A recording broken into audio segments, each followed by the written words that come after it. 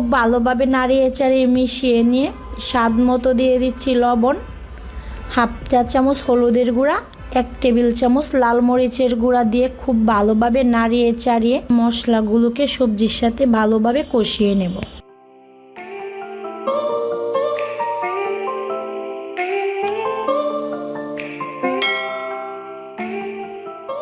সবজি আর মশলাটা যখন খুব ভালোভাবে কষিয়ে নেওয়া হয়ে যাবে, এই পর্যায়েতে দিয়ে দেব আগে থেকে ধুয়ে পরিষ্কার করে রাখা শুটকিগুলো।